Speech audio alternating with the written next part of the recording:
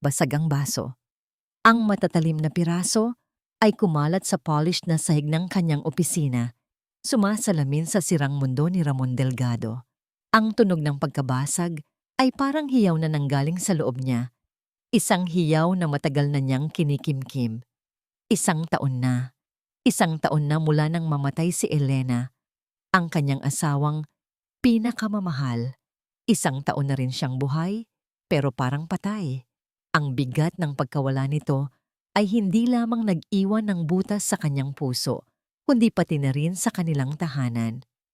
At higit sa lahat, sa mga mata ng kanyang mga anak, nanginig ang kanyang kamay nang abutin niya ang frame ng litrato sa kanyang mesa. Ang nangiti ni Elena ay kasing liwanag pa rin ng araw sa Cebu, pero ang nangiting iyon ay hindi na kayang abutin ng kadiliman sa kanyang paligid. Naaalala pa niya ang huling pag-uusap nila. Isang maliit na argumento tungkol sa overtime niya sa company. "Ramon, lagi ka na lang sa trabaho. Hindi mo na ba kami nakikita ni Riona?" Parang kutsilyo ang mga salitang yon sa tuwing naaalala niya. At kinabukasan, isang trahedya. Isang trahedya na sa puso niya'y may bahid ng kanyang pagkukulang. Ang kasalanan ay bumabalot sa kanya, nagpapahirap sa bawat paghinga. Tinitigan niya ang kanyang refleksyon sa bintana. Nakita ang mga bilog sa ilalim ng kanyang mata, ang bakas ng pagod at kalungkutan. Si Ramon Delgado, ang batikang CEO, ang taong nagpatayo ng isang business empire, ay isang durog na tao sa loob ng sarili niyang bahay. Hindi lang siya ang nagdurusa. Ang tatlong munting anghel ni Elena, si Riona, Lucas at Maymay, ay unti-unti ring nawawala sa kanyang mga kamay. Puno ang bahay nila ng mga yaya at guro. Binigyan niya ng lahat ng material na bagay ang mga bata. Mga laruan, gadget, bagong damit. Pero hindi niya kayang ibigay ang bagay na pinakamahalaga, ang kanyang presensya. Si Riona, ang panganay, ay parang isang bulaklak na sa pilitang pinamulaklak ng maaga. Tahimik at matalino, pero madalas ay nakikita niya itong nakatitig sa kawalan. May lungkot sa mga mata na hindi niya maintindihan. Alam niyang sinisikap nitong punan ang butas na iniwan ni Elena, na maging ate na parang nanay sa kanyang mga kapatid. Si Lucas, ang gitna, ay isang bata na mas gusto ang mundo ng libro at art. Tahimik siya at halos hindi nagsasalita maliban kung kinakailangan.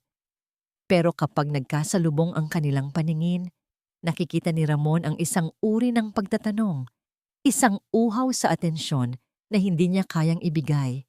At si Maymay, ang bunso, ang pinakamahirap. Madalas itong umiiyak sa gabi, hinahanap ang mama nito. Kahit anong gawin ng mga yaya, tanging yakap lang ni Elena ang hinahanap ng bata. At iyon ang hindi niya kayang ibigay. "Sir Ramon, kape po." Ang boses ni Aling Berta, ang matagal na nilang kasambahay, ang nagpabalik sa kanya sa realidad. Isang matandang babae si Aling Berta. May mga pilat sa mukha na bakas ng haba ng kanyang buhay at may puso na kasing laki ng Cebu.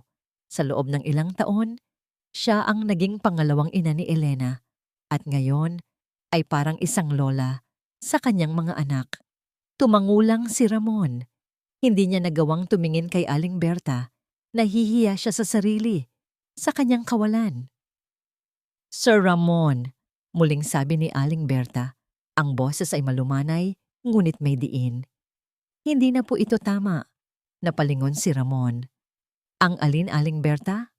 "Ang mga bata, sir. Hindi po sila masaya. Ikaw po, hindi ka rin masaya." Napakagat si Ramon sa kanyang labi. Alam niya, ramdam niya. "Binibigyan ko naman sila ng lahat, Aling Berta. Mga yaya, mga guro. Ano pa ang kulang?" Umiling si Aling Berta. Lumapit siya. Inilagay ang kamay sa kanyang balikat. "Sir Ramon, hindi nila kailangan ng yaya." Napatingin si Ramon sa kanya. Hinihintay ang mga salita. "Kailangan nila ng tatay." Pagtatapos ni Aling Berta, ang kanyang mga mata ay puno ng lungkot at pagmamahal. Parang may bumalikwas sa dibdib ni Ramon. Tama si Aling Berta, kailangan nila ng tatay. Pero paano? Paano niya pupunan ng isang butas na napakalaki? Paano siya magiging ama na walang ina sa tabi niya? Kailangan nila ng isang ina. Bulong ni Ramon. Hindi kay Aling Berta, kundi sa sarili niya. Kailangan nila ng isang ina na magmamahal sa kanila, na magbibigay ng init sa tahanan na ito. Umalis si Aling Berta. Iniwan si Ramon na nag-iisa sa kanyang pag-iisip. Kailangan ng kanyang mga anak ng isang ina. Kailangan niya ng isang kasama, isang babae, na makakapagbalik ng sigla sa kanyang buhay at sa kanilang bahay. Kinabukasan, isang charity gala ang dinaluhan ni Ramon. Hindi niya talaga gustong pumunta, pero obligasyon bilang isang respetadong businessman. Habang naglalakad siya sa gitna ng maraming tao, ng mga pekeng ngiti at pilit na pag-uusap, bigla siyang natigilan. Sa dulo ng silid, may isang babaeng nakatayo. Nakasuot siya ng isang eleganteng pula na gown, at ang kanyang mga mata ay nagniningning sa ilalim ng chandelier. May ngiti siya sa mga labi na parang nagtatago ng 1,000 kwento. Siya si Isabel Alcantara. Narinig na niya ang pangalan nito.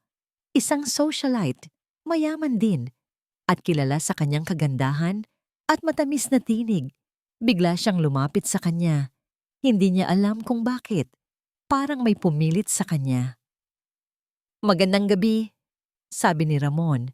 May kakaibang kaba sa kanyang dibdib. Ngumiti si Isabel, isang nangiting nakakabigani, nakakapagpagaan ng kanyang puso. "Magandang gabi rin, Sir Ramon."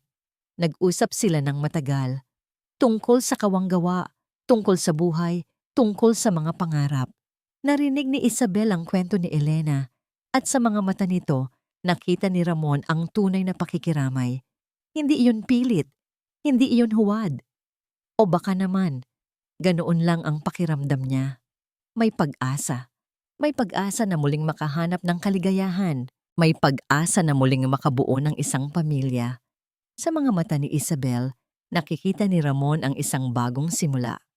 Hindi niya namalayan, ang dilim sa kanyang paligid ay unti-unting napapalitan ng isang ilusyon ng liwanag.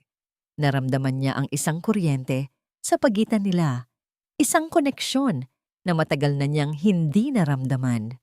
Ang bawat salita ni Isabel ay parang musika sa kanyang tenga, at ang kanyang presensya ay parang isang mainit na kumot sa kanyang nalalamig na kaluluwa. Maganda siya, mabait, at tila nauunawaan niya ang kanyang pinagdadaanan. Ito na ba ang sagot sa kanyang mga dasal? Nagpasya si Ramon na aalamin niya pa ang babaeng ito. Ang babaeng sa isang iglap ay nagbigay ng isang kislap ng pag-asa sa kanyang malungkot na buhay. Ang mga sumunod na linggo ay parang isang panaginip para kay Ramon. Si Isabel Alcantara ay naging sentro ng kanyang mundo, ang tanging kulay sa kanyang madilim na canvas ng buhay. Bawat araw, mas lalo siyang nahuhumaling. Si Isabel ay matalino, may pinag-aralan, at higit sa lahat, tila naiintindihan nito ang kanyang kalungkutan. Palagi itong handang makinig sa kanyang mga hinanakit tungkol kay Elena, sa kanyang mga pagdududa, at sa kanyang labis na pagkamis sa isang kasama. "Ramon, naiintindihan ko," sabi ni Isabel isang gabi, habang magkasama silang kumakain sa isang high-end restaurant sa Uptown Cebu. Ang pagkawala ng isang minamahal ay isang sugat na mahirap gamutin, pero kailangan mong magpatuloy para sa mga anak mo. Ang mga salitang yon ay parang balsam sa kanyang sugatang kaluluwa. Tanging si Isabel lang ang nakakapagsabi ng ganoong klaseng mga salita na tila direktang nanggagaling sa puso. Ang ibang tao ay puro, "I'm sorry for your loss," at "time heals all wounds," mga walang laman na pangungusap. Pero si Isabel, siya ay iba. Ipinakilala ni Ramon si Isabel sa kanyang mga anak. Sa simula, maingat si Riona. Matatalim ang mga mata ng panganay niyang anak, at madalas nitong obserbahan si Isabel mula sa malayo. Si Lucas naman ay tahimik lang, habang si Maymay ay tila masaya sa atensyon na ibinibigay ni Isabel. Pinaglalaruan ni Isabel si Maymay, binibilhan ito ng mga bagong manika, at sa harap ni Ramon, ipinapakita nito ang isang mukha ng pagmamahal at pag-aalaga. "Ang bait ni Tita Isabel, Papa," sabi ni Maymay isang gabi, habang yakap-yakap ang bagong teddy bear na bigay ni Isabel. Ngumiti si Ramon. Sa wakas, ang kanyang bunso ay masaya. Pero hindi ganoon ang pakiramdam ni Riona.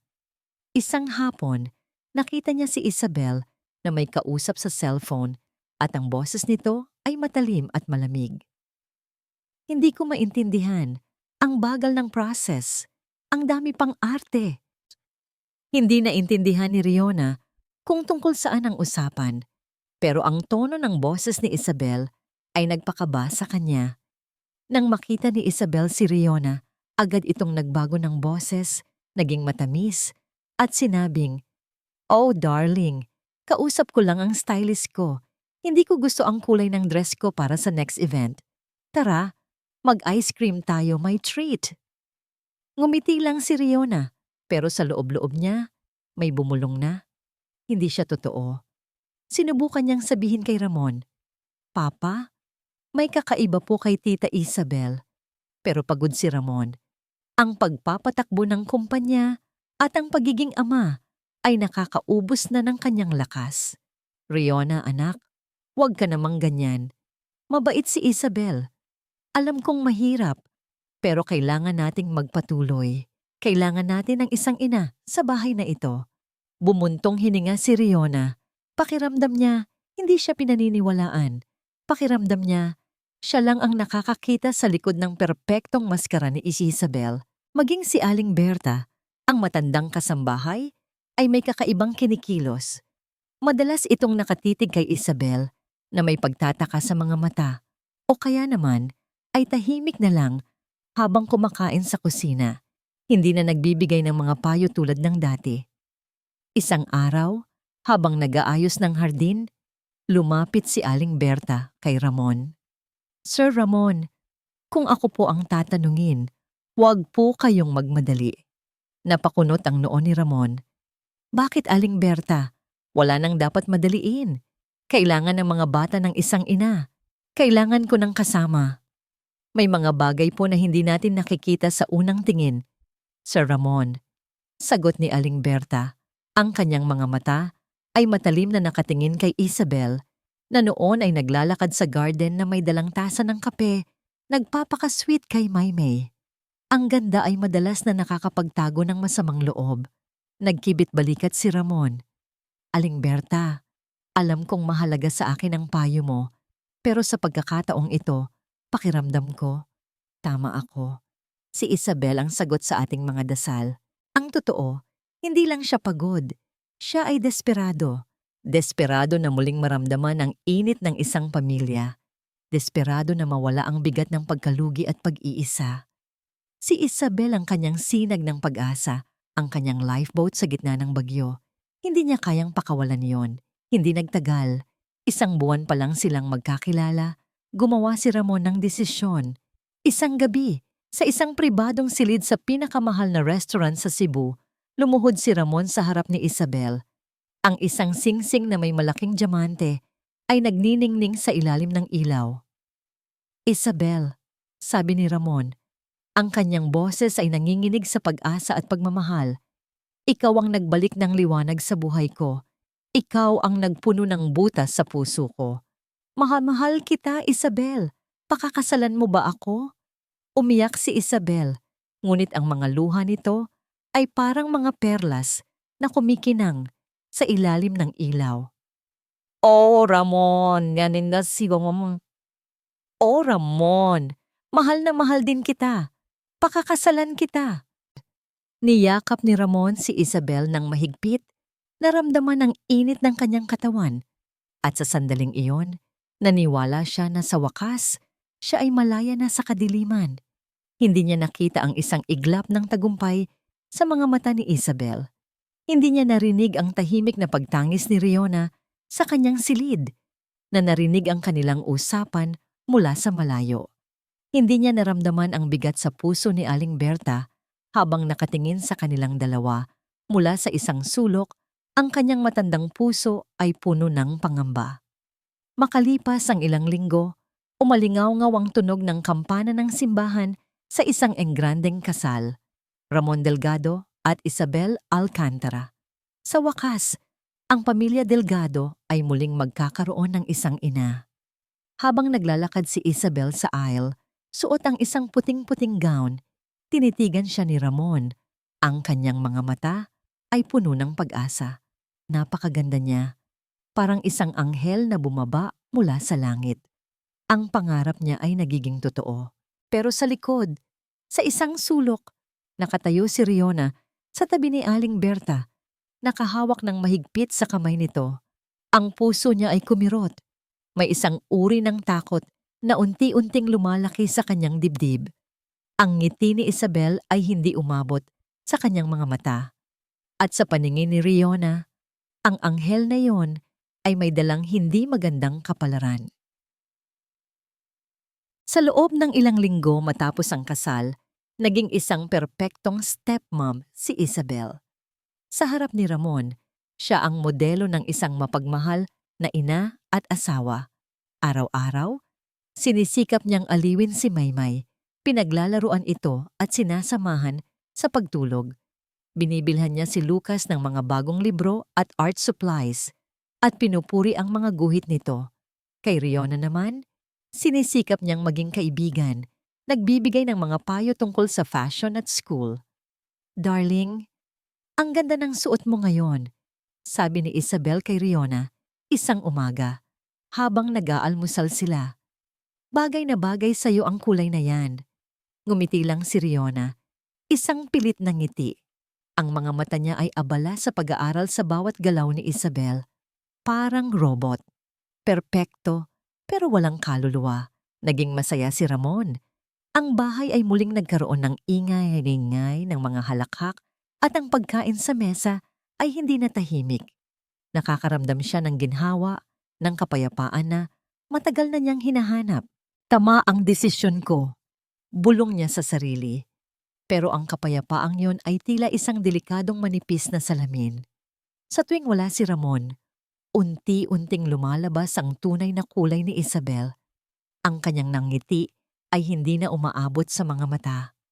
Ang kanyang boses ay nagiging matalim, lalo na kapag nagagalit. Isang hapon, abala si Isabel sa pag-uusap sa telepono sa sala.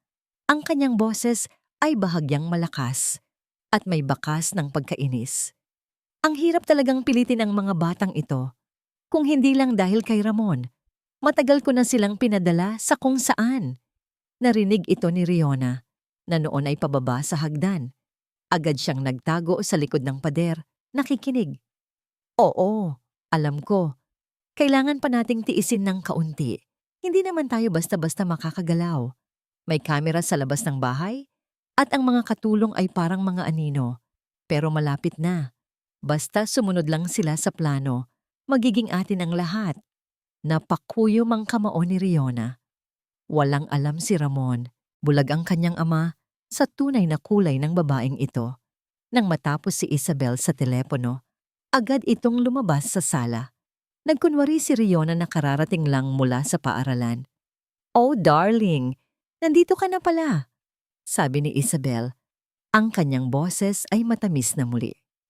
"Nagpa-reserve ako ng paborito mong kakanin. Kumain ka na muna bago ka mag-aral." "Salamat po," sagot ni Riona. Ngunit sa loob niya, may isang uri ng pagkasuklam. Isang araw, aksidenteng natapon ni Maymay ang juice sa sofa sa sala. Agad itong umiyak, takot na takot. Nang makita ito ni Isabel, kumuyom ang kanyang kamao. Ang kanyang mukha ay biglang naging matigas.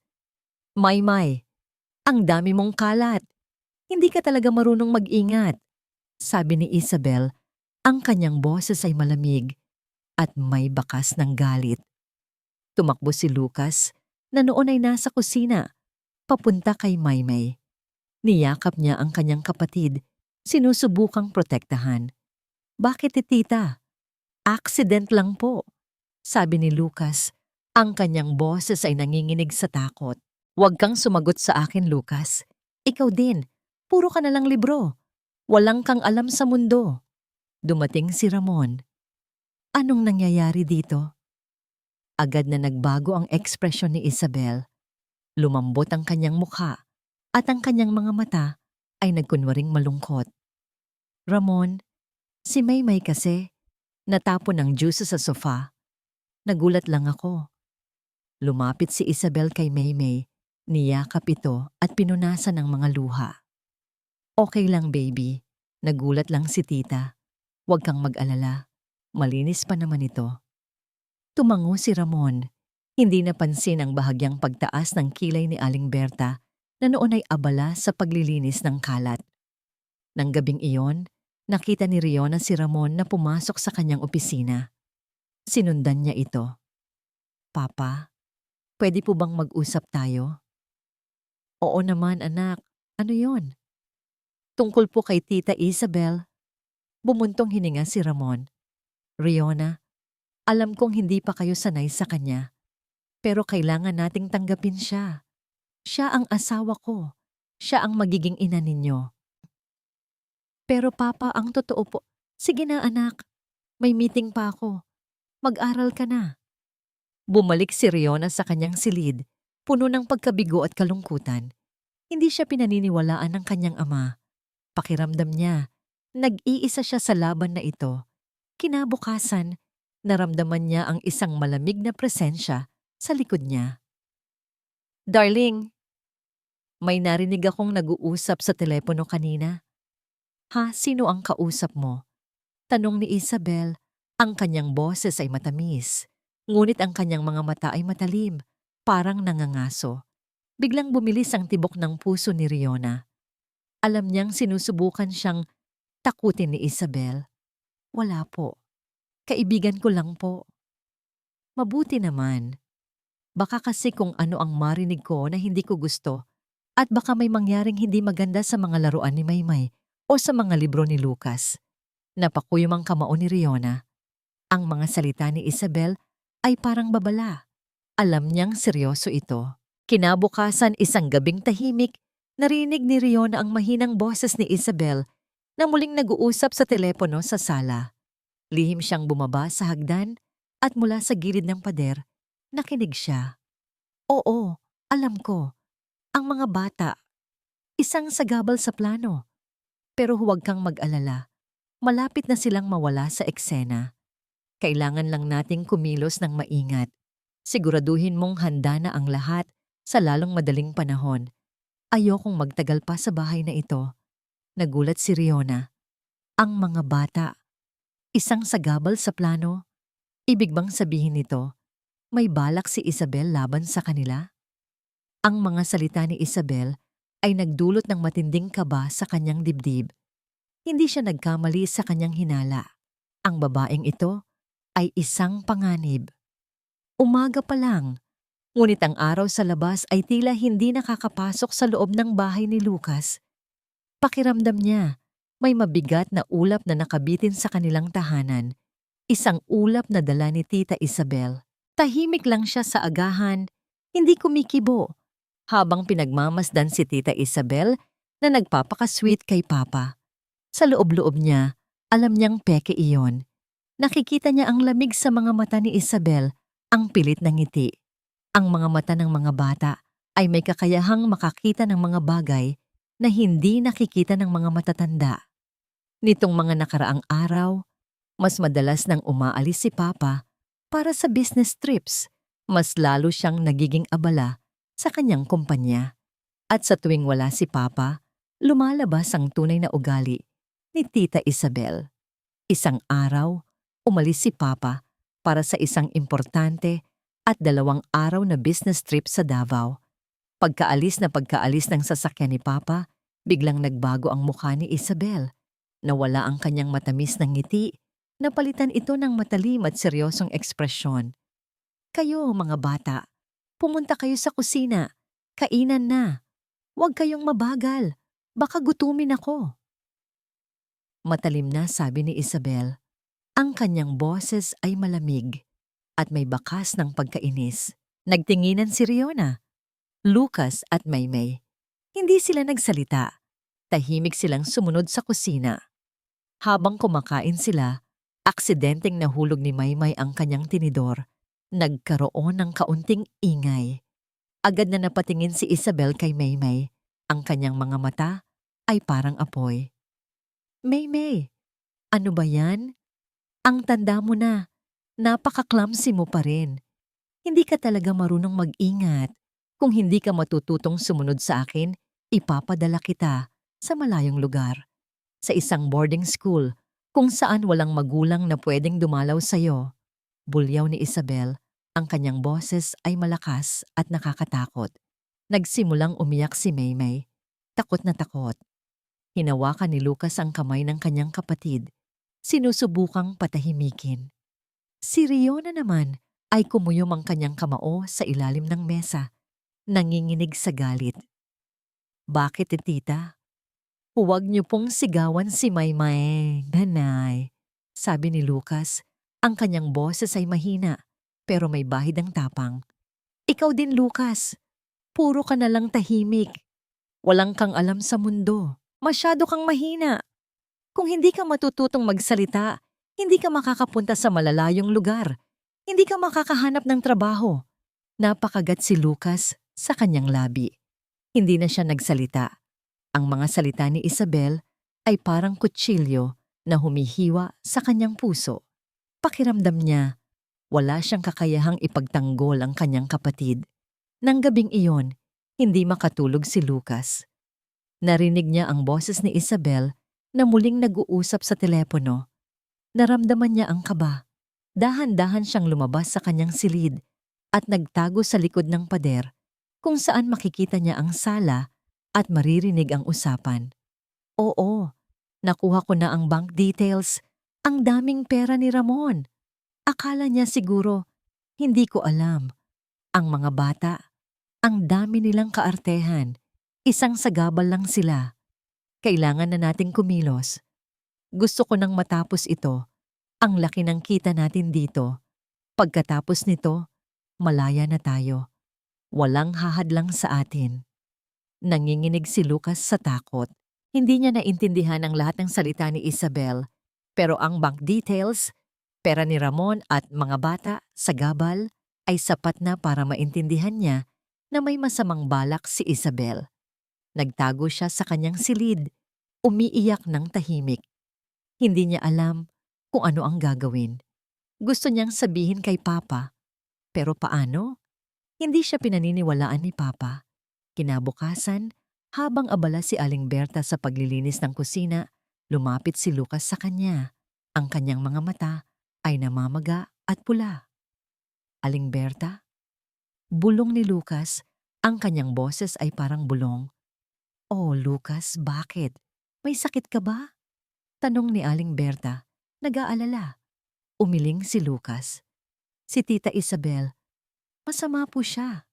Napakunot ang noo ni Aling Berta. Bakit anak? Ano ang ginawa niya? Nagsimulang umiyak si Lucas. Hindi niya kayang magsalita ng dire-diretso. Masama. Si Tita Isabel. Sinisigawan niya po kami. Ayaw niya po kay Maymay. At may narinig po ako. Tungkol po sa pera ni Papa. At hindi na makapagsalita si Lucas. Niyakap ni Aling Berta ang bata ng mahigpit. Ramdam niya ang takot sa katawan ng bata. Huminahon ka, anak. Huminahon ka. Sabi ni Aling Berta, pinupunasan ang mga luha ni Lucas. Sa loob-loob niya, alam niyang totoo ang sinasabi ni Lucas. Ramdam niya na may masama kay Isabel. Ang kanyang matandang intuisyon ay hindi kailanman nagkakamali. Sinisigawan niya po kami, Aling Berta. Sinabi po niya na ipapadala niya kami sa malayo, sabi ni Lucas. Sa wakas ay nakapagbitaw ng mga salita. Ano? Nagulat na tanong ni Aling Berta. At, sinabi po niya na sagabal kami.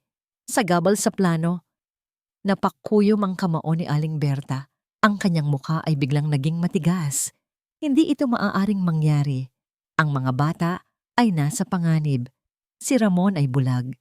Tiningnan niya si Isabel na noon ay masayang nagbabasa ng magazine sa sala, tila walang nangyari. Ang kanyang mga mata ay nagliliyab sa galit. Hindi niya hahayaang saktan ni Isabel ang mga bata. Hindi ito tama. Kailangan kong kumilos. Bulong ni Aling Berta sa sarili habang yakap-yakap si Lucas.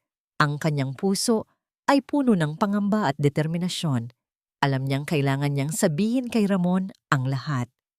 Ang lahat ng kanyang hinala at ang mga narinig ni Lucas. Bumalik si Ramon mula sa Davao, pagod pero umaasa na makakita ng payapa at masayang tahanan.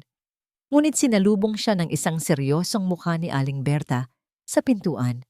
Ang matanda, na madalang magsalita ng direkta tungkol sa mga problema sa pamilya, ay tila may gustong sabihin na mahalaga.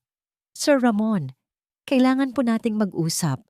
Sabi ni Aling Berta, ang kanyang boses ay malumanay ngunit may diin. Naupo si Ramon sa sala. Ang puso niya ay may kakaibang kaba. Ano yun, Aling Berta? May problema ba? Umupo si Aling Berta sa harapan niya. Ang kanyang mga kamay ay magkasalikop. Sir Ramon, alam kong mahal niyo si Ma'am Isabel at ayoko pong maging mapanghusga. Pero may narinig po si Lucas. Napakunot ang noo ni Ramon. Si Lucas? Ano ang narinig niya? Ikinuwento ni Aling Berta ang lahat. Ang pagbabago ng ugali ni Isabel kapag wala si Ramon.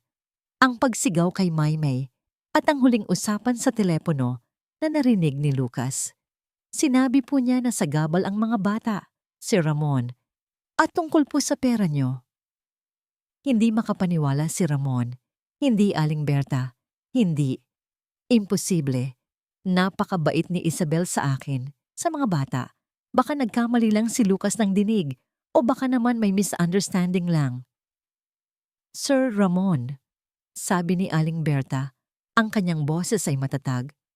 Minsan, ang pag-ibig ay nakakabulag, pero ang puso ng isang ina at ang intuwisyon ng isang matanda ay hindi kailanman nagkakamali.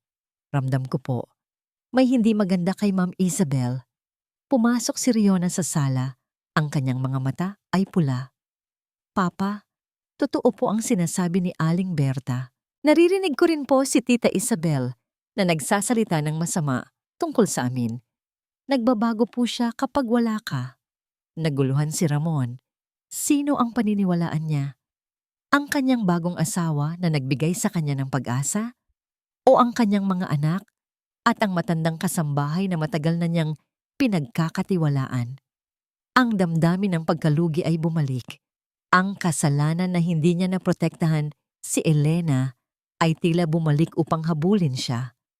Hindi niya kayang baliwalain ang mga salita ng kanyang mga anak at ni Aling Berta. Ang takot para sa kanyang mga anak ay mas malakas kaysa sa kanyang pagmamahal kay Isabel. Aling Berta, Riona, sabi ni Ramon, ang kanyang boses ay seryoso. Huwag ninyong sabihin ito kay Isabel. Magkunwari kayong walang alam. Nang gabing iyon, habang mahimbing na natutulog si Isabel, dahan-dahang gumalaw si Ramon. Kinuha niya ang mga CCTV camera na binili niya online at lihim na ikinabit sa sala, sa playroom ng mga bata at sa iba pang strategic na lugar sa bahay. Ang kanyang mga kamay ay nanginginig. Sana nagkakamali lang siya. Sana mali ang hinala ng lahat. Kinabukasan lumabas si Ramon. Nagkunwaring may mahalagang meeting. Pero sa totoo lang, nagtago lang siya sa isang malapit na hotel at mula roon, pinanood niya ang mga footage mula sa mga kamera. Sa unang ilang oras, wala siyang nakita. Naging sweet si Isabel kina Maymay, nagbabasa ng libro kay Lucas at nakikipag-usap ng mahinahon kay Riona. Nagsimulang huminga ng maluwag si Ramon. Baka nga nagkamali lang sila. Pero nang dumating ang hapon, at sa pag-aakalang walang nakakakita, unti-unting lumabas ang tunay na mukha ni Isabel. Sa footage mula sa playroom, nakita ni Ramon si Isabel na nakaupo sa tabi ni Maymay. Biglang nagbago ang ekspresyon niya. Ayoko nang yak-yak, Maymay. Naiintindihan mo ba? Ang ingay mo. Ang dami mong kaartehan. Kung hindi ka titigil, ipapadala kita sa isang lugar na hindi mo gugustuhin. Nagsimulang umiyak si Maymay. Takot na takot. Pero hindi ito pinansin ni Isabel. Sa halip siniko niya ang bata at nagpatuloy sa pagbabasa ng magazine. Nagsimulang kumuyom ang kamao ni Ramon. Ang kanyang puso ay kumirot sa sakit. Hindi ito ang Isabel na kilala niya. Sumunod, nakita niya si Lucas na papalapit kay Isabel. May daladalang guhit. Tita Isabel, tingnan niyo po ang ginuhit ko. Kinuha ni Isabel ang guhit. Tiningnan ito nang walang emosyon. Pagkatapos ay nilukot ito at itinapon sa basurahan. Lucas, sayang lang ang papel. Wala ka namang talent. Huwag kang mag-aksaya ng oras sa mga walang kwentang bagay. Mag-aral ka na lang. Hindi makapaniwala si Ramon. Gusto niyang sumigaw. Gusto niyang basagin ang monitor. Ngunit ang pinakamasakit na bahagi ay nang marinig niya ang usapan sa telepono. Nakaupo si Isabel sa sala. May kausap sa telepono. Ang kanyang boses ay matalim at puno ng galit. Oo, kailangan na nating kumilos. Hindi ko na kaya ang mga batang ito. Ang dami nilang kaartehan. Isang sagabal lang sila. Kailangan na natin silang ipadala sa ibang bansa. Biglang tumayo si Ramon. Napabagsak niya ang tasa ng kape na hawak niya. Hahatid na lang natin sila sa boarding school sa ibang bansa para wala nang sagabal sa mana ni Ramon. Naramdaman ni Ramon na parang pinilasan ang kanyang puso. Hindi lang siya binulag ni Isabel, kundi pinlano niya ang lahat at pinuntirya ang kanyang mga anak. At pagkatapos, narinig niya ang boses ng kausap ni Isabel. Relax ka lang, Isabel. Lahat ayon sa plano. Ako na ang bahala sa lahat. Basta makuha mo lang ang kailangan natin. Si Ramon, hindi pa rin niya alam na magkasama tayo. Ang boses na yon, pamilyar ito. Ang kanyang isip ay naglakbay sa nakaraan. Marco. Si Marco, ang kanyang dating empleyado na sinibak niya dahil sa pandaraya. Ang kanyang galit ay nag-init. Kaya pala may kakaiba. Hindi lang si Isabel, may kasama siya. Isang mas malaking plot ang nangyayari. Napatulala si Ramon sa screen ng monitor. Ang mga piraso ng basag na tasa ay nakakalat sa sahig sa paanan niya. Ang kanyang mga mata ay nanlalaki sa sakit at galit. Naramdaman niya ang isang matinding suntok sa kanyang sikmura. Isang suntok na mas masakit pa kaysa sa pisikal na sakit. Anong ginawa ko?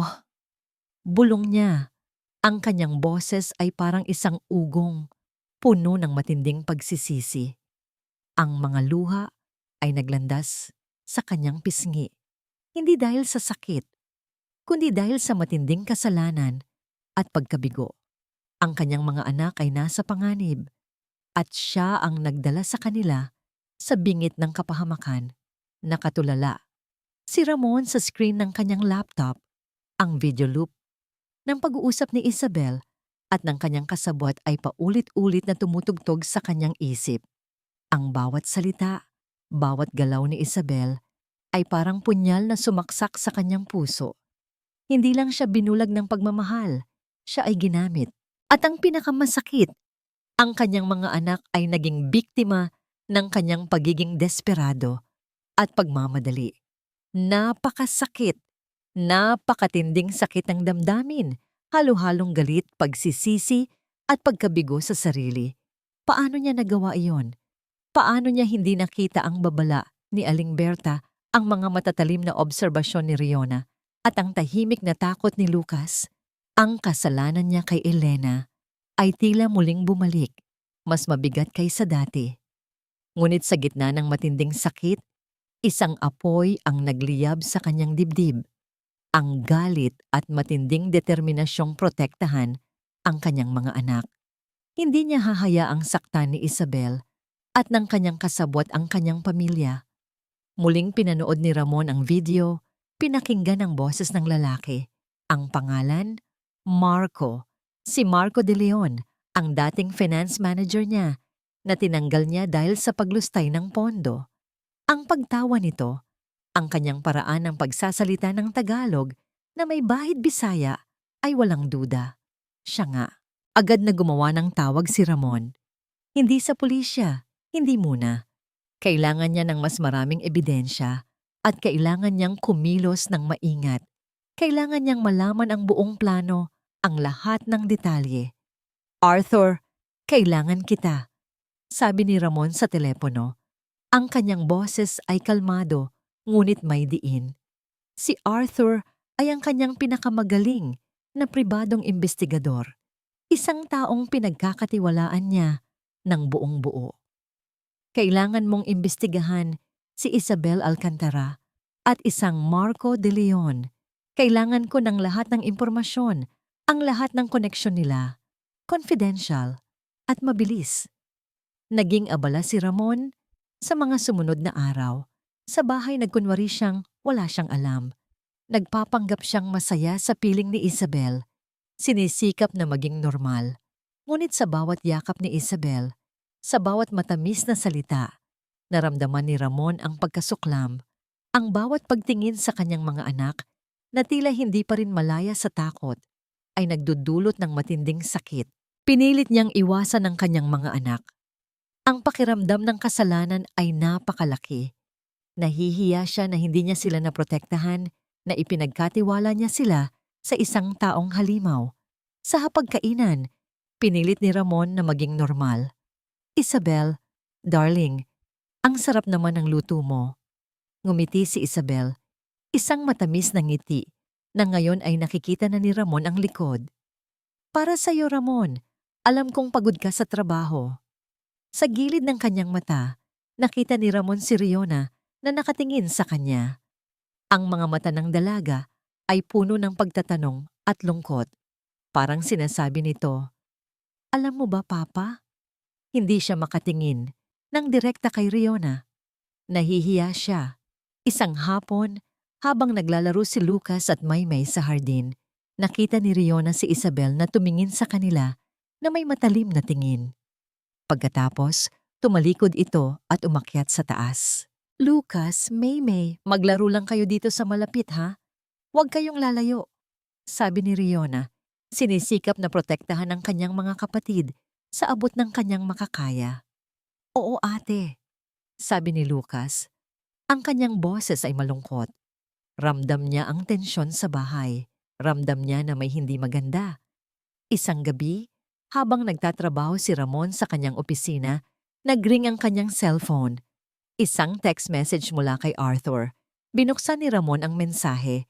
May isang attachment, isang larawan. Sa larawan nakita niya si Isabel na nakaupo sa isang tahimik na coffee shop, nakikipag-usap ng masaya kay Marco de Leon. Magkahawak pa ang kanilang mga kamay sa mesa at pareho silang nakangiti. Isang napungiting puno ng tagumpay at kasamaan. Napakuyom ang kamao ni Ramon. Ang kanyang mga buto ay tila nanginginig sa galit. Walang duda. Ito na ang huling ebidensya na kailangan niya.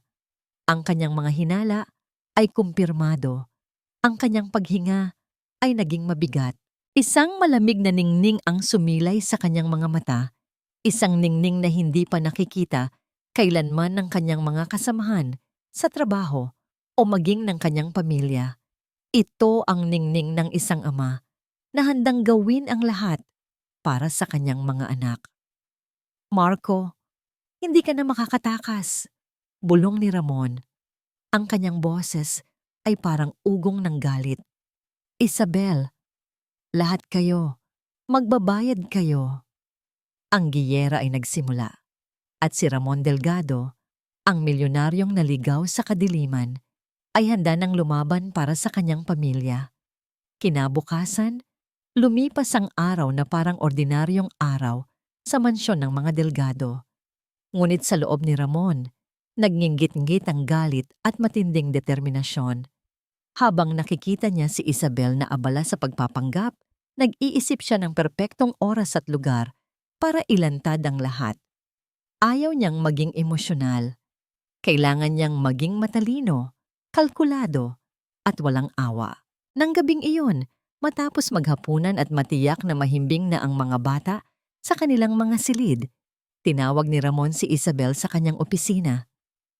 "Isabel, may gusto akong pag-usapan tayo." Ngumiti si Isabel, walang alam sa nagbabadyang unos. "Sure, darling.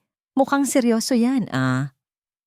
Nang pumasok si Isabel sa opisina, isinara ni Ramon ang pinto. Ang hangin sa silid ay biglang naging mabigat, puno ng tensyon. Si Isabel ay naupo sa harap ng mesa, habang si Ramon ay nakatayo sa likod nito. Ang kanyang mga kamay ay nasa bulsa, ang kanyang mukha ay seryoso. "Isabel, may mga bagay akong nalaman." Nagsimula si Ramon. Ang kanyang boses ay kalmado, halos walang emosyon. Napakunot ang noo ni Isabel. "Ano naman yun, Ramon? Kung tungkol yan sa investments, huwag ka nang mag-alala. Nakausap ko na ang..." "Hindi tungkol sa investments, Isabel." Putol ni Ramon. Ang kanyang boses ay biglang lumamig. Kinuha ni Ramon ang kanyang laptop at ini-on ito. Sa screen, naglaro ang video footage kung saan nakita si Isabel na sinisigawan si Maymay at tinatapon ang artwork ni Lucas. Ang mga salita ni Isabel na sagabal ang mga bata ay umalingaw-ngaw sa silid. Naging puting-puti ang mukha ni Isabel. "Ramon, ano ba yan? Edit yan. Hindi ko kailanman gagawin yan sa mga bata." Hindi sumagot si Ramon. Sa halip, pinalabas niya ang ikalawang video, ang usapan ni Isabel at Marco. "Hahatid na lang natin sila sa boarding school sa ibang bansa para wala nang sagabal sa mana ni Ramon at ang boses ni Marco. Marco de Leon," sabi ni Ramon. Ang kanyang boses ay matalim. "Ang dating finance manager ko na tinanggal ko dahil sa pandaraya. At heto ang mga larawan ninyong dalawa, magkasama sa coffee shop. Tila nagdiriwang ng inyong tagumpay." Ibinagsak ni Ramon ang mga folder ng ebidensya sa mesa. Mga bank statements na nagpapakita ng malalaking transaksyon patungong offshore accounts na konektado kay Marco. Mga email na nagpaplano ng exit strategy at mga dokumento na nagpapakita ng kanyang koneksyon sa isang international marriage scam syndicate. "Hindi, Ramon. Nagkakamali ka," sigaw ni Isabel. Ngunit ang kanyang boses ay nanginginig. Ang kanyang perpektong maskara ay unti-unting nababasag. "Ang Aling Berta na yan ang may gawa niyan. At ang anak mong si Riona. Masyado silang selosa. Gusto lang nila akong paalisin." Isabel, sa kanyang desperasyon, ay sumigaw. "Alam ko na. Sinisiraan lang nila ako, Ramon. Selos lang sila sa pagmamahal mo sa akin. Gusto lang nila sirain ang relasyon natin. At isa pa, Ramon, alam mo ba? Hindi lang yan ang alam ko. May alam ako tungkol sa pagkamatay ni Elena. Hindi lang basta aksidente iyon. May mas malalim pa. At kung sisirain mo ang buhay ko, sisirain ko rin ang buhay mo." Nanggilalas si Ramon. Ang pagkabigla ay sumilay sa kanyang muka. Gusto niyang maniwala sa banta ni Isabel. Ang kanyang puso ay kumirot. Ang matagal na niyang kinikimkim na kasalanan ay muling bumalik. Ngunit sa mga mata ni Ramon, nakita niya ang kawalan ng takot, ang matinding galit. Ang kanyang anak ay mas mahalaga kaysa sa anumang takot. "Huwag mong subukang takutin ako, Isabel," sabi ni Ramon. Ang kanyang boses ay matalim at puno ng otoridad. "Alam kong hindi totoo ang mga sinasabi mo. Alam kong nag-iimbento ka lang. Ang mga ebidensya na hawak ko ay sapat na para makulong ka. At ang banta mo tungkol kay Elena, lalo lang nagpapatunay kung gaano ka kasama." Sa sandaling iyon, bumagsak ang lahat ng pagpapanggap ni Isabel. Ang kanyang muka ay nabaluktot sa galit. Sa pagkasuklam, ang nangiti niya ay naging isang nangisi ng demonyo. "Sige, gusto mong malaman ang totoo? Oo, ginagamit lang kita, Ramon. Ang pera mo, ang buong buhay mo. Wala kang alam. Masyado kang bulag. Masyado kang desperado. At ang mga anak mo, oo, sagabal sila. Sana nga mawala na sila sa buhay mo." Mabilis siyang tumayo, kinuha ang kanyang bag, at tumakbo palabas ng opisina. "Magbabayad ka, Ramon. Sisiguraduhin kong pagsisisihan mo ito." Sigaw niya, ang kanyang boses ay puno ng puot. Habang papalabas ng pinto, narinig ni Aling Berta na noon ay naglalakad sa hallway ang malakas na sigaw ni Isabel. Nakita niya itong tumakbo papalabas ng mansyon. Ang mukha ay baluktot sa galit. Si Riona at Lucas, nagising na rin dahil sa ingay, ay sumilip mula sa hagdan. Nakita ang nakakatakot na mukha ni Isabel. Bumagsak si Ramon sa kanyang upuan. Ang kanyang ulo ay nakahawak sa kanyang mga kamay. Nanginginig ang kanyang buong katawan. Walang laman ang puso niya. Hindi dahil sa galit, kundi dahil sa matinding kirot at pagsisisi. Ang kanyang mga anak, nakita nila, narinig nila. Ang kanyang pagkabigo bilang isang ama ay lantad sa kanilang mga mata. Naglapat ang dilim sa mansyon ng mga Delgado, ngunit ang dilim sa puso ni Ramon ay mas malalim kaysa sa gabi. Nakaupo siya sa kanyang opisina, nanlalata. Ang kanyang isip ay walang tigil na inuusig ng mga salita ni Isabel. "Ginagamit lang kita, Ramon.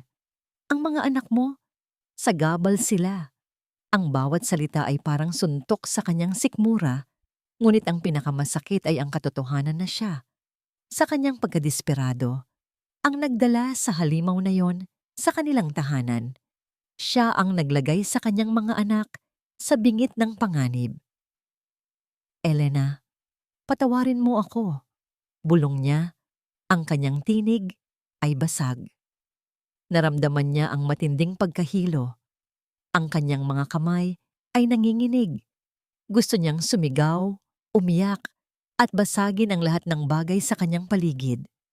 Ang kanyang pagkalugi sa pamilya, sa kanyang sarili, ay napakatindi. Tiningnan niya ang pintuan ng opisina. Nakabukas iyon ng bahagya. Sigurado siyang narinig ng mga bata ang lahat. Ang kanilang ama, isang milyonaryo na kayang kontrolin ang isang buong kumpanya, ay hindi kayang protektahan sila. Bigla, narinig niya ang mahihinang yabag. Dahan-dahang lumitaw sa pintuan si Riona, Lucas at Maymay. Hindi sila nagsalita. Naglakad lang sila papalapit kay Ramon. Ang kanilang mga mata ay puno ng lungkot, pero mayroon ding kakaibang liwanag. Naramdaman ni Ramon ang pagdami ng luha sa kanyang mga mata. Hindi niya kayang tingnan ang kanyang mga anak. Ang kanyang ulo ay nakayuko. Ang kanyang balikat ay nanginig. "Papa," mahinang sabi ni Maymay. Ang kanyang maliit na kamay ay dumapo sa braso ni Ramon. "Anak, patawarin ninyo ako." Bulong ni Ramon. Ang kanyang tinig ay halos hindi na marinig. "Nagkamali ako. Hindi ko kayo naprotektahan." Niyakap ni Lucas si Ramon ng mahigpit. Ang tahimik at mahiyaing bata ay ngayon ay nagpapakita ng lakas. "Papa, hindi po kami galit sa'yo," sabi ni Lucas. Ang kanyang boses ay nanginginig ngunit matatag. "Naiintindihan po namin." Umanggat ang tingin ni Ramon. Tiningnan niya si Lucas at pagkatapos ay si Maymay. "Oo, Papa, mahal ka po namin," sabi ni Maymay. Ang kanyang mga mata ay puno ng pagmamahal.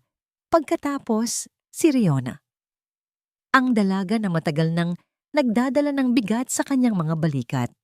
Lumuhod siya sa harap ni Ramon at niyakap siya ng mahigpit. "Papa, hindi mo kami iniwan," bulong ni Riona. Ang kanyang tinig ay puno ng emosyon. "Hindi ka rin namin iiwan." Ang mga salitang yon ay parang isang matamis na kanta sa kanyang puso. Ang pagmamahal, ang pagpapatawad, ang pagtanggap. Niyakap ni Ramon ang kanyang mga anak ng mahigpit.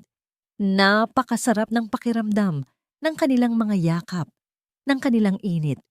Ito ang kanyang pamilya. Ito ang kanyang dugo. Ito ang kanyang buhay.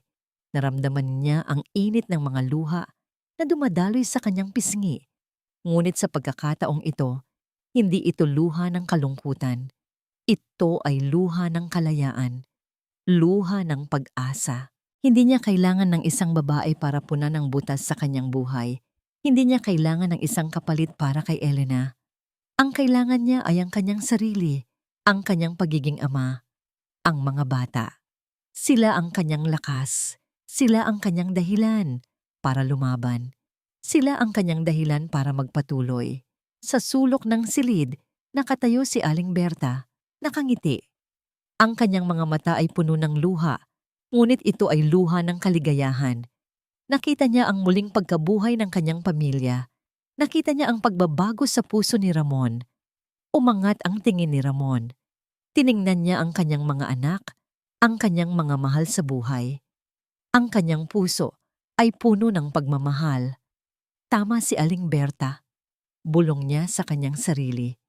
Kailangan nila ng tatay. At ngayon, handa na siyang maging iyon.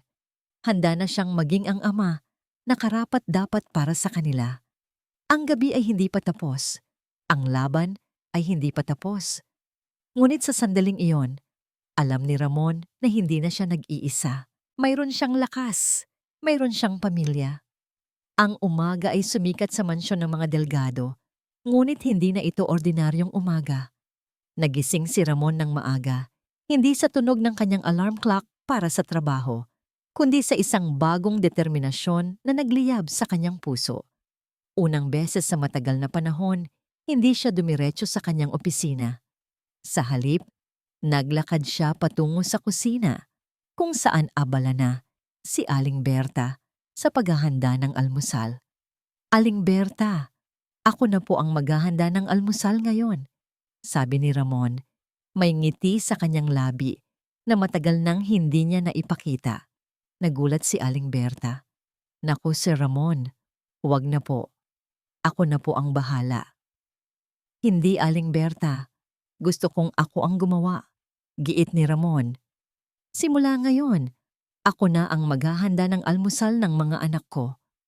Nahihiyaman at medyo clumsy, sinimulan ni Ramon ang pagluluto. Nagprito siya ng itlog at hotdog at naghanda ng kape para sa sarili niya at gatas para sa mga bata. Ang simpleng gawain ay nagdulot ng kakaibang kagalakan sa kanya. Hindi nagtagal. Bumaba si Riona, Lucas at Maymay. Ang kanilang mga mata ay nanlaki nang makita si Papa na nakatayo sa harap ng kalan, may aprons at may bahid ng harina sa pisngi. Papa, ikaw po ang nagluto, tanong ni Maymay. Ang kanyang boses ay puno ng pagtataka at kagalakan. Ngumiti si Ramon. Oo anak, ngayon lang. Kaya, kain na tayo. Ang mesa ay napuno ng halakhak at tawanan. Hindi man perpekto ang luto ni Ramon, ang presensya niya ay nagbigay ng init at kaligayahan sa kanilang tahanan. Sa mga mata ng kanyang mga anak, nakita niya ang pag-asa, ang pagpapatawad, at ang matinding pagmamahal. Pagkatapos ng almusal, hindi na umalis si Ramon papunta sa opisina. Sa halip, niyaya niya si Maymay na maglaro sa hardin. Naghabulan sila, naglaro ng bola, at sa unang pagkakataon, naramdaman ni Ramon ang totoong kaligayahan ng isang ama. Pagkatapos noon, kinausap niya si Riona. Anak, pag-usapan natin ang lahat. Gusto kong malaman ang lahat ng nararamdaman mo, ang lahat ng takot mo, ang lahat ng galit mo. Dahan-dahang nagkwento si Riona. Ang kanyang mga luha ay dumaloy. Ang kanyang mga takot ay lumabas. Nakinig lang si Ramon. Hindi nagsasalita. Hinahayaan lang ang kanyang anak na ilabas ang lahat ng bigat sa kanyang dibdib. Nang matapos si Riona, niyakap siya ni Ramon ng mahigpit. Patawarin mo ako anak, hindi na ulit mangyayari iyon. Poprotektahan ko kayo. Laging nandito si Papa para sa inyo. Naramdaman ni Riona ang init ng yakap ng kanyang ama. Sa wakas, pakiramdam niya, ligtas na siya. Kinausap din ni Ramon si Lucas. Hindi niya pinilit ang bata na magsalita.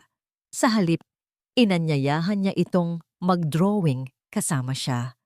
Habang gumuguhit si Lucas, dahan-dahan itong nagsalita. Nagkwento tungkol sa kanyang takot, sa kanyang mga narinig. Nakinig lang si Ramon. Pinupuri ang bawat drawing ni Lucas, pinaparamdam sa kanya na Ang kanyang boses ay mahalaga. Hindi lang sa pamilya nagbago si Ramon. Agad siyang nakipag-ugnayan sa kanyang abogado. Gusto kong kasuhan si Isabel Alcantara at si Marco de Leon, lahat ng posible. Fraud, child endangerment, at lahat ng may koneksyon sa kanilang sindikato. Ayokong makatakas sila sa batas. Abala rin si Ramon sa kanyang kumpanya. Ngunit ngayon, mas balanse na ang kanyang buhay.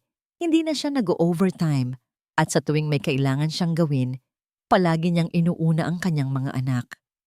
Isang gabi, habang mahimbing na natutulog ang kanyang mga anak, pumasok si Ramon sa kanilang mga silid. Hinaplos niya ang buhok ni Riona, hinalikan sa noo si Lucas, at kinumutan si Maymay.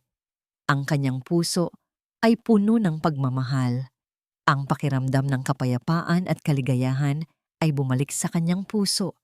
Isang kapayapaan na hindi galing sa yaman o kapangyarihan, kundi sa pagmamahal ng kanyang pamilya. Alam niyang mahaba pa ang proseso ng pagpapagaling. Ngunit ngayon, mayroon na siyang dahilan para magpatuloy. Mayroon na siyang liwanag. Mayroon na siyang pamilya. Lumipas ang mga buwan. Ang mga sugat ay dahan-dahang gumaling. Hindi naglaho ng tuluyan, ngunit natutunan ng pamilya Delgado na mamuhay ng may bagong lakas at pag-asa. Si Isabel Alcantara at Marco de Leon ay nahuli at nahaharap sa mga matinding kaso dahil sa kanilang mga krimen. Ang katarungan ay nananaig at ito ay nagbigay ng kapayapaan sa puso ni Ramon. Ang mansyon na dating puno ng kalungkutan at tensyon ay ngayon ay pinupuno ng mga halakhak, ng mga pag-uusap at ng tunay na pagmamahal. Isang araw ng linggo, nagkaroon ng family picnic ang mga Delgado sa isang magandang dalampasigan sa Cebu. Si Ramon, na dati ay laging abala sa telepono, ay ngayon ay buong pusong nakikipaglaro kay Lucas. Nang frisbee sa buhangin, ang kanyang tawa ay malakas at maligaya. Si Riona, na dati ay tahimik at malungkot, ay ngayon ay masaya ng kinukuhanan ng litrato. Si Maymay, na abala sa paggawa ng sandcastle. Ang kanyang mga mata ay nagniningning sa kagalakan. Papa, tingnan mo ang gawa ko. As sigaw ni Maymay, ipinapakita ang kanyang sandcastle kay Ramon. Lumapit si Ramon, niyakap ang kanyang bunso. Wow anak, ang ganda naman yan. Para kang isang arkitekto. Ang simple at maliliit na sandali ay naging ginto para kay Ramon.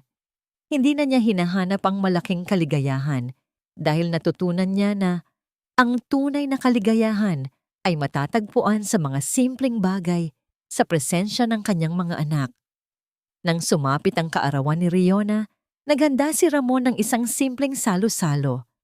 Inimbitahan niya ang iilang kaibigan ni Riona sa paaralan. Nang oras na para hipan ni Riona ang kandila, tiningnan niya ang kanyang ama. Salamat po, Papa. Ito na po ang pinakamasayang kaarawan ko, sabi ni Riona.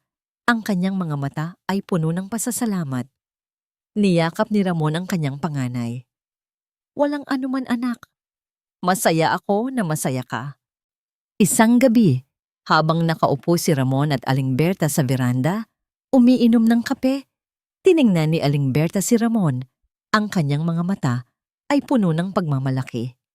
Sir Ramon, napakalaki ng pinagbago mo, sabi ni Aling Berta, may ngiti sa kanyang labi.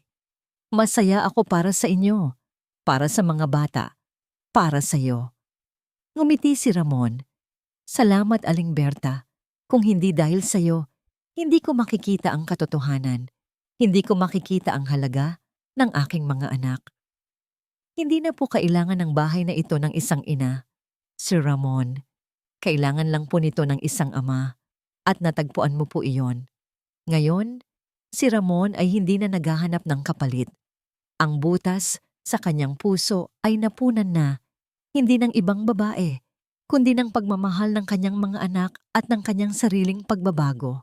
Natutunan niya na ang tunay na lakas ay hindi na sa pera o kapangyarihan, kundi sa kakayahang magmahal, magpatawad, at maging naroroon para sa kanyang pamilya. Isang hapon, Habang lumulubog ang araw at pinipintahan ng ginto ang kalangitan, nakaupo ang pamilya Delgado sa hapagkainan.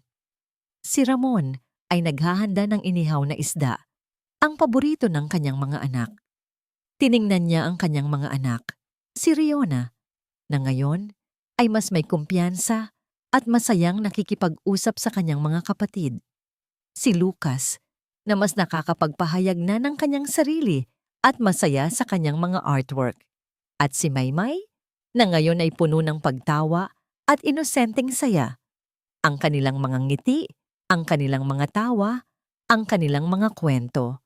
Ito ang tunay na kayamanan ni Ramon. Ang kanyang puso ay puno ng kagalakan, ng kapayapaan, at ng isang pagmamahal na mas matindi kaysa sa anumang bagay. Ito ang kanyang pamilya. Hindi perpekto, ngunit buo. Hindi dahil sa isang kapalit na ina, kundi dahil sa isang ama na natutong magmahal at maging naroroon. Ang kanilang bahay ay hindi lamang isang mansyon. Ito ay isang tahanan. Ito ay isang paalala na ang pag-ibig ng isang ama, higit pa sa kayamanan, ang tunay na pundasyon ng isang pamilya. At sa bawat pagkakamali, may pagkakataong bumangon at magmahal muli. At dito nagtatapos ang kwento ng pamilya Delgado, isang kwento ng pagbangon at paghahanap ng tunay na pag-ibig. Sa lahat ng aming minamahal na tagapakinig, mula sa kaibuturan ng aming puso, isang taos-pusong pasasalamat ang aming inihahandog. Maraming salamat sa inyong paglalaan ng oras at damdamin upang samahan kami sa paglalakbay na ito. Ang paglalakbay na ito kasama si Ramon, Riona, Lucas at Maymay ay isang karanasan na hinding-hindi namin malilimutan. Bilang inyong manunulat, ramdam ko ang bawat kirot, bawat pagsubok at bawat muling pagbangon ng pamilyang ito. Maraming beses na kinurot ang aming puso sa bawat hamon na kanilang kinaharap at masaya kami na naibahagi namin sa inyo ang bawat emosyon. Naway ang kwentong ito ay naghatid hindi lamang ng kilig at drama, kundi pati na rin ng malalim na mensahe na ang tunay na pundasyon ng isang pamilya ay hindi material na yaman, kundi ang presensya, pagmamahal, at pagpapatawad. Ang bawat pagkakamali ay hindi katapusan, kundi isang pagkakataon upang bumangon, matuto, at magmahal muli. Nang mas buo at mas tapat, mahalaga ang tiwala, lalo na sa mga boses na minsan nating nababaliwala. Nag-iwan kami ng isang piraso ng aming puso sa bawat pahina at bawat salita. Sana, ang kwentong ito ay nakatatak sa inyong mga isip at puso. Ano ang inyong nararamdaman pagkatapos marinig ang kwento ng pamilya Delgado? Ibahagi po ninyo sa amin ang inyong mga saloobin sa comment section sa ibaba. Hanggang sa muli at maraming salamat po.